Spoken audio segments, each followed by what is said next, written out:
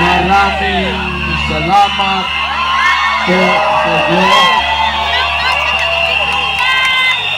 May mga kasama ako dito. Ngayon lang rin dumating.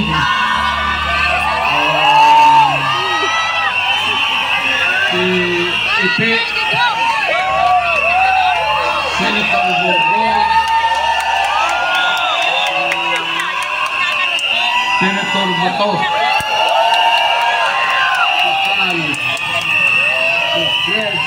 kita naman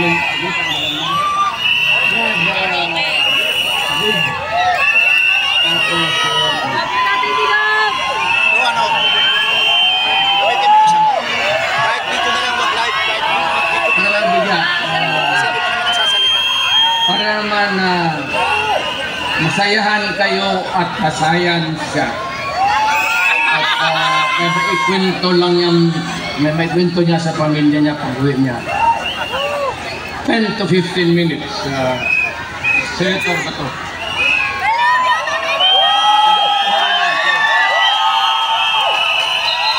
Maayong gabi, talatong tanan!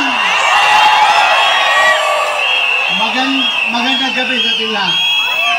Alam nyo, andito kami ngayon, Senator Bongo, at yung ating mga kasamahan lahat andito, dahil gusto namin ipakita kay Pastor Kibuloy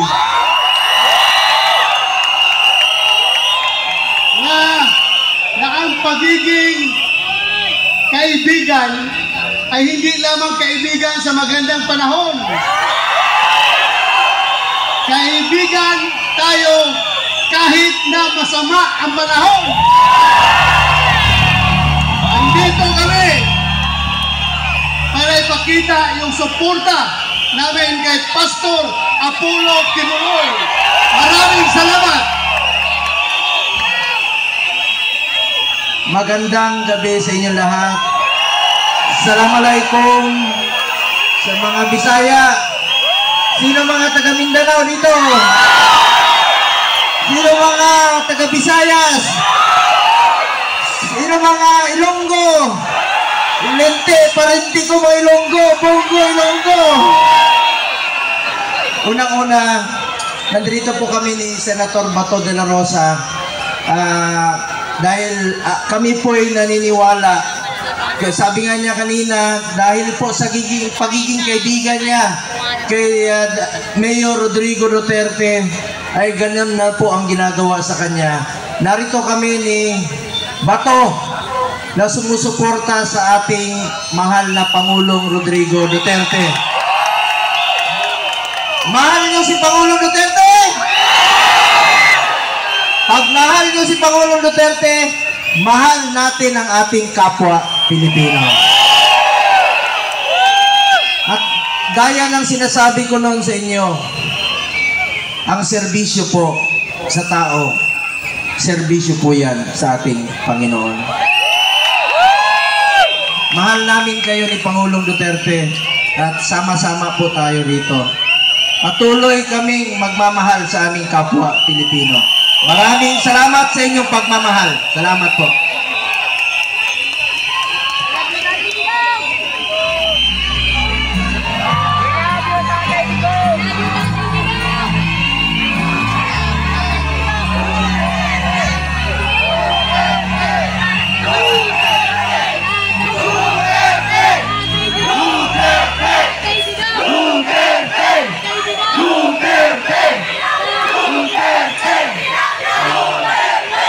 Mga kababayan kong Pilipino, sa makaisa pa, ngayon ko lang kayo nakita eh. So, nung umalis ako ng Malacanang, ngayon lang. So, pagpatawarin po ninyo ako, maghingi ako ng tawad. It comes late, but maraming salamat sa inyo at ginawa ako ninyong presidente.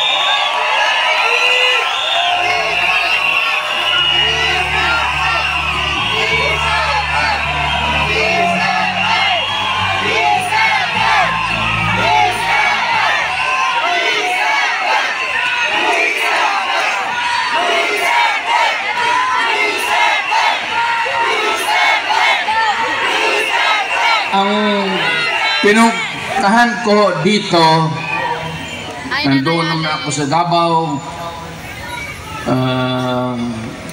pag gano'n nang ako lumakad, staggered, I use a cane, nagbabadtos lang ako, because of old age. I used to be, pupunta ako dito ng Davao, dito man ako nag-aral, at matatag at matigas ang katawan. Hindi ko naman akalain na paabutin ako ng Panginoong Diyos. Makatapos, makauwi, makatrabaho, at maging isang mayor doon for 23 years. Naging congressman, vice mayor ako ng anak ko. Tapos, after about almost 30 years, bumalik ako ng Maynila, hindi na estudyante, presidente na ako.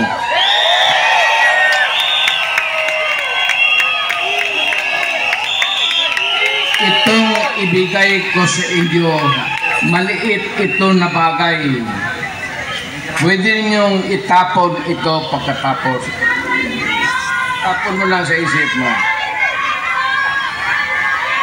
Pero pagdating ng panahon, nakikiusap ako sa inyo, nakaluhod, na huwag ninyong kalimutan, ito ay legal. It could spell the difference of what we have now, what we can pass to you, our children, at adong maibigay mo sa iyong mga apo at mga anak ng mga apo. Alam mo, may mga tao talagang ayaw ko sanang lumipas na. But every time sa ating history ni kung may presidente man who started first of all, na una gusto niyang kulikutin, pakialaman, kalkalin niya ang Constitution. Unfortunately, Ferdinand Marcos Sr. Kaya nakaturoon tayo ng from 4 years to another 4 years to martial law hanggang naging 20 years. They could have done it in 10 years. But because they wanted themselves in power, may mga tao dito kayo, lumigit, binanganak kayo si Marcos, namatay na lang kayo dyan sa nilibing kayo, si Marcos pa rin ang presidente niya. Yan lang na nga. You know, kayo sa likod, yung mga lumad, hindi kayo makakaintindihan dyan. Kayo mga Ilocano, kaming mga Bisaya,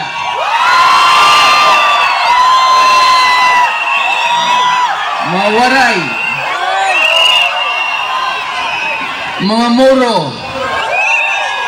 nung unang panahon, nakakaintindihan ba tayo? Nung una, inalipin tayo ng mga Espanyol. Wala tayong pulbura.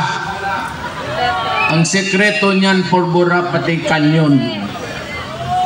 So nung unang putok-putok, at mabuti na lang itong si Magellan, sumimple, pumunta sa likod ni Magellan, at pinutol yung itlog niya ni Magellan.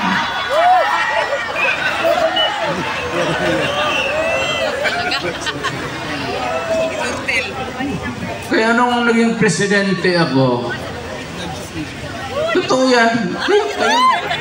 Lahat man tayo Pilipino. Saan ba si Basti? Ito ba yun ba yun? Tingin-tingin ako dyan sa mga stamps. Ay, Robin Padilla. Jose Rizal, Si Robin, di ba? Hello, sorry. Bonifacio, Apolinario Mabini, si Jacinto, Marcelo H. del Pilar. Si Robin Okay yan sila.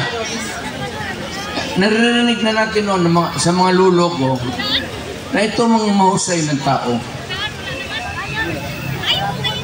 Pero nung napalaki ako ng palaki, bakit puro Tagalog ito? May Ilocano. Sabi ko, Lo, wala ba tayong Bisaya na hero? Si Robin Padilla yung nag-grade.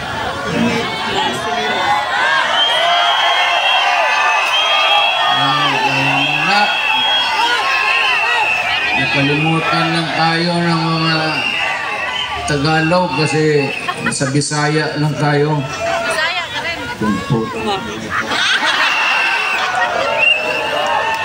Kaya na presidente ako, tinawag ko ito ba historical commission natin. Nung tinawag, anong mga stamps natin. Hoy! Kaya. Natawag mo maya, natawag. Kami bang mga Bisaya? Sino ang hero namin?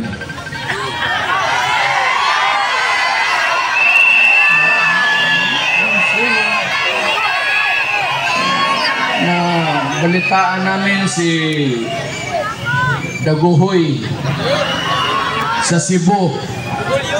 Ang problema kay Daguhoy, of later years, nung bago na, ito mga polis na gago, lahat ng polis, ang tawag nila sa mga ganon, Daguhoy. Kung bakit hindi yung pangalan ng Daguhoy yung mga animal na kriminal na paano na rin si Daguhoy hindi natin mahiro? O sino pa sa amin? Yung tigas na Cebuano, sino? Sabi man nila, meron man sir. O sino? Pero isda man sir. Sino? Si Lapu-Lapu sir. Putang ina kayo. Yun ang pumatay ka with Nagchilan. bukas pag walang istampa yung kaya ngayon nandyan na si Lapu-Lapu, tapos si Daguhoy. Sinabi ko sa mga polis pati military, Huwag na ninyong tawagan niya mga hold-upper, mga kidnapper na daguhoy. Ayaw ko bakit nakaugulian nila. Hindi naman sinasadya siguro. Pero medyo may 2-3 na kami. Kung mamatay si Pagod na kami. Pepe o si Bongo, dagdagan natin ng pangatlong hero.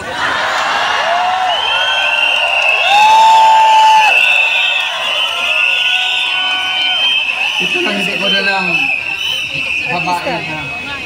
Ano siya na? Bongo, Babay. Pwede na kayo. Hindi na yata nila. Solo dyan. Ito ba dalawang papel? Ito yung konstitusyon ngayon. Bantay kayo dito. Bantay kayo dito. It would have a long and lasting, miserable life of you all. Ito yung konstitusyon natin. Ang una talang gumalaw nito, iba-iba niya, si Marcos. Sasakyan. Maniwala ka hindi. After a few decades, ang pangalawang taong gustong kumalkal ng konstitusyon natin, putang ina, Marcos.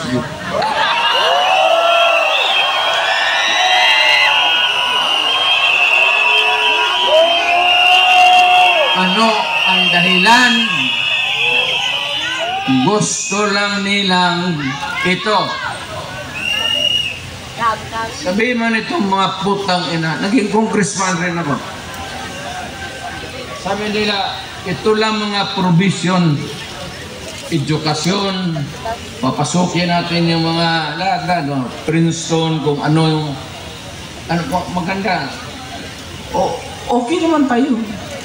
Yung UP natin, hindi naman matatalo. Education, advertisement.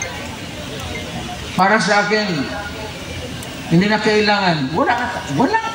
Putang ina, walang pinaka. Yan ang excuse ni Marcos noon. Pati ang excuse ni Marcos noon. Marcos. Pareho yan. Kanina dumating dapat. Except dito, Sa sertante ka. isang linya lang. Andyan. Di ba umulan? Umulan eh.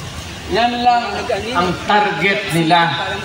Ito, excuse lang ito para mabuksan lang ang Hindi nila alam yung mga konstitusyon. Hindi mo sabihin na ito lang ang galawin namin. Pag nagalaw yung konstitusyon, putang ina, walang makakapara. Lahat na everything go. Ang gusto nilang pakialaman ito, yung termino ng tatay niya, nagdunayastog niya, at itong konstitusyon ngayon ni Martin Romualdez, asawa ni Lisa, pati si Bongbong. Ano ang gusto nila? Pahabaan ang konstitusyon. Kasi noon nga, nilampastagan ni Marcos, napaalis siya sa Pilipinas, sinauli yung original. Pero, ginawang original, pero ang ginawa, 1 term lang ang president. 6 years, walang re-election. Kagaya sa akin. Yung konstitusyon na inabot, under which Marcos was elected, ganon rin. 1 term, 6 years. Ito, excuses na lang ito. Kagaya nito ni Marcos rin sa tatay na. Ang puntarya talaga nila, dito. Yung term extension.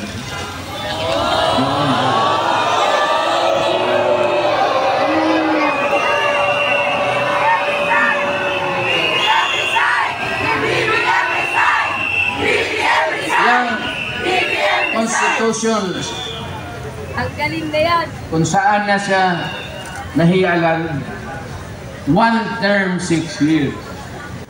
Ngayon, gusto nilang chat-chat, People's Initiative. Ang balita ko, may pangatlo na yan, Constituent Assembly by Congress. Mukhang inumpasahan na nila kahapon. Mas madali yun at walang so kung may galawin man ang konstitusyon, isa lang, pahabain lang talaga ni Marcos kung anong ginawa ng tatay niya, gagawin. Kaya ako, na-elected ako under this constitution. It says that I served 6 years. Then after that, I go out. Umalis ako. Pero itong mga tao talaga, Marcos doon, unang panahon, Marcos dito, basta panahon ng Marcos, putang inap, napakialaman talaga yung konstitusyon. Pinapahaba yung trabaho. Huwag kayong pumayag na ganon. Kababuyan yan. Sabi ko sa iyo, hindi kayo magkakilala lahat. Andito ka sa harap. Kung unang panahon nagkita tayo dito sa Maynila, magpatayan tayo. Sa harapan ako ng stage. Ilocano ka, Batanggenyo ako, Bisaya ako, Waray, Burong. But in 1935, yung matatanda natin, yung mga minuno natin, nung binatawan tayo ng Espanyol, ang Espanyol nag-istambay sa Pilipinas ng 400 years. 400 years. Tagal. 400 years. Pumasok ang Amerikano because there was an American-Spanish War. Natalo ang Espanyol. Nawala sa kanila ang Mexico, yung mga Marianas Island, pati Philippines. Isinurrender nila sa Amerikano. So, ang umupo ulit dito ang Amerikano. So, ilang taon tayo nagdusa, nagpakahirap sa mga banyaga. Ngayon, may isang presidenteng dumaan na matagal na dinispat naman sana namin. Pati ito ngayong anak, may tuyo sa ulo talaga ang mga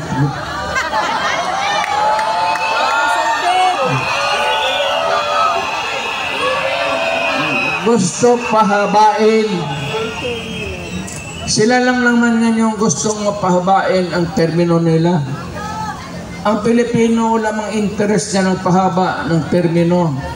Ang Pilipino ang gusto magpahaba ng utin para kapapaligaya kung sino ang gusto ng paligaya.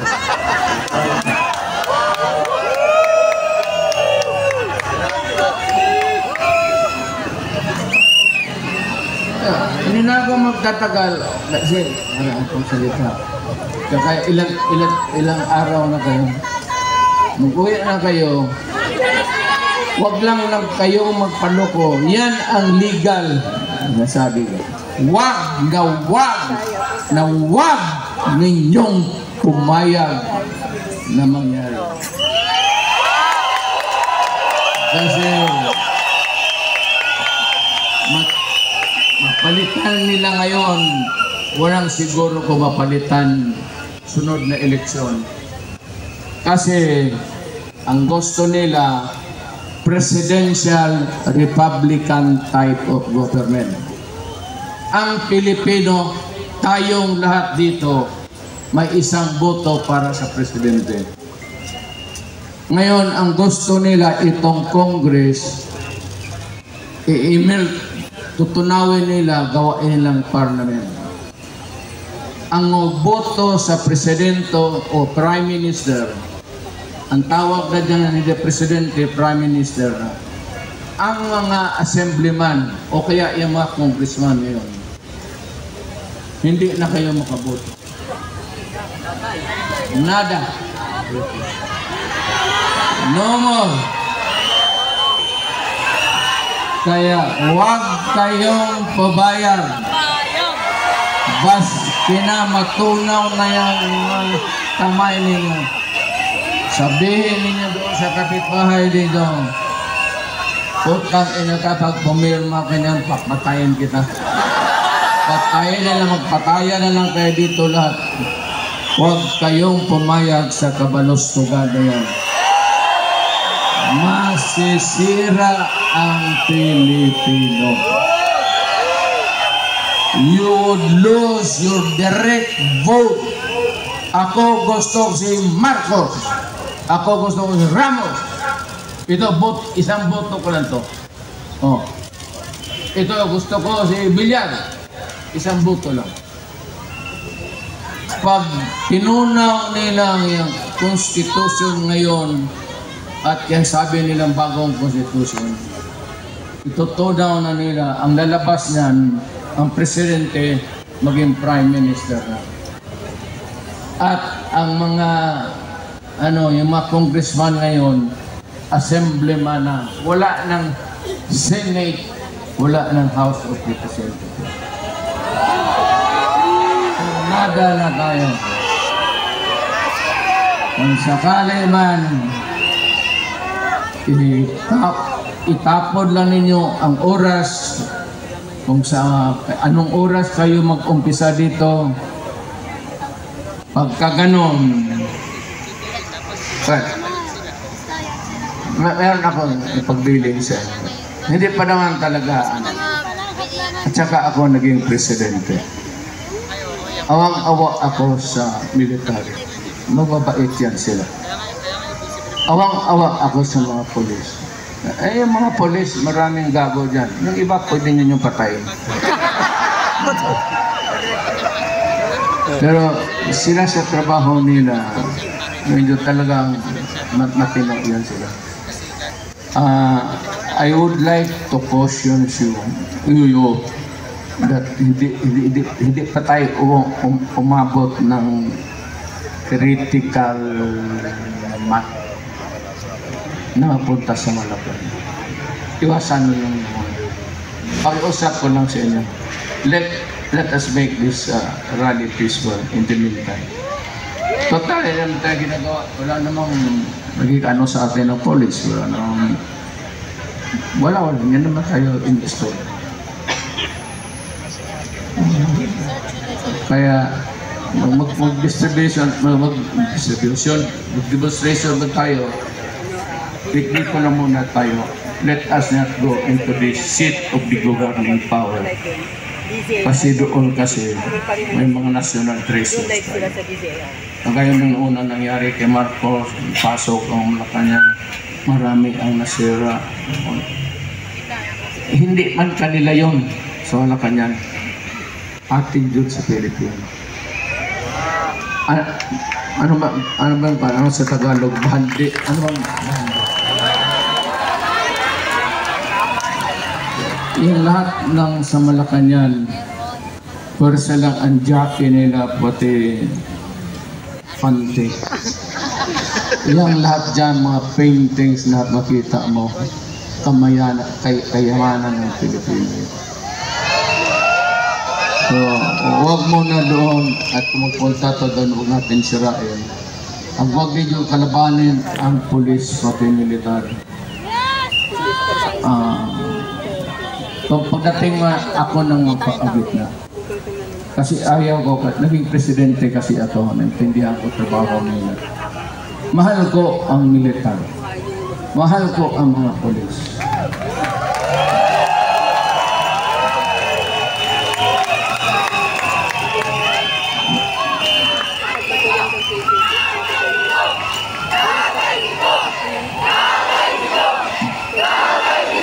Babae mo na.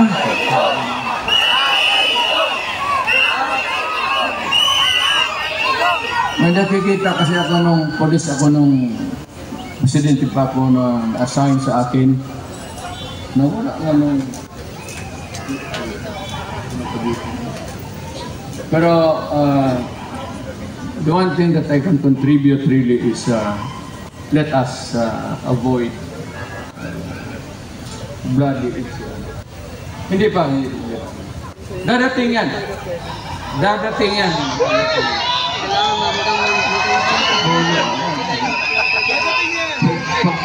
Kaya ito si...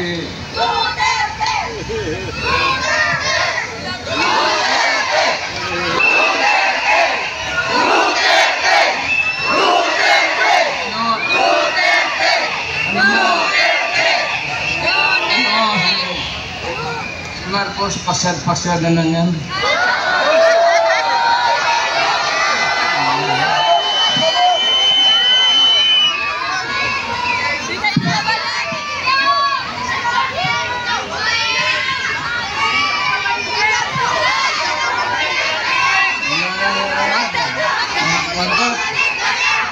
Marcos, yun.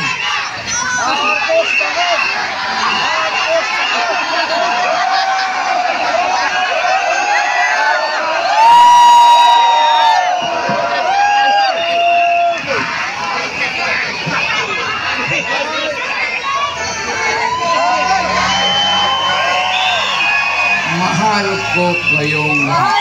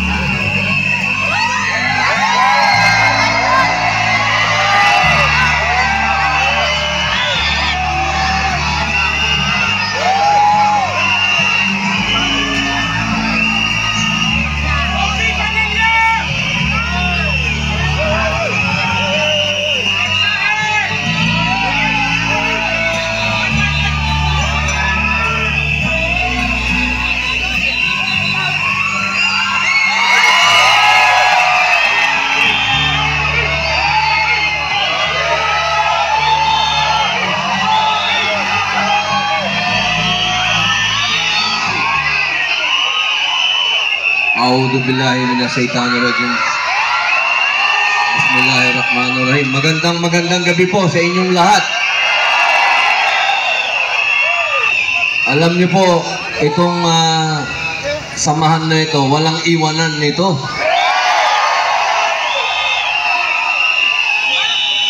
Ako po, katulad po ng sinabi ni Tatay Digong, ang kaibigan, kaibigan yun. Lalo na kapag kakampi mo pa. Hindi ko po makakalimutan ang ibinigay sa aking suporta. Unang-una, ni Pastor Kibuloy.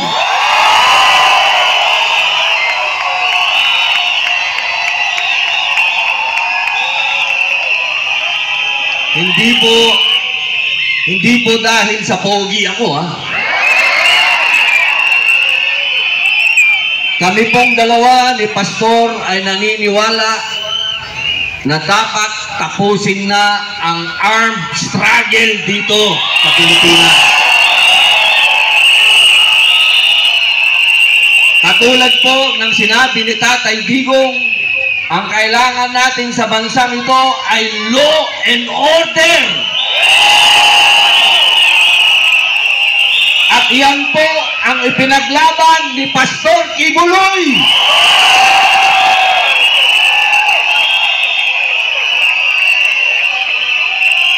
At ngayon, sa kanyang pinaglaban, siya po ay dumadaan sa isang pakikibaka na hindi natin siya iiwan.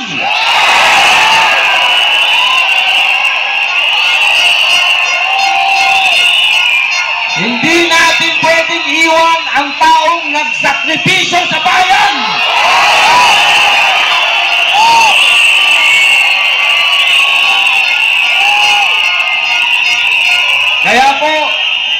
mga mahal kong kababayan, hinihingi ko po na sana huwag natin iwan si Pastor. Maraming salamat po.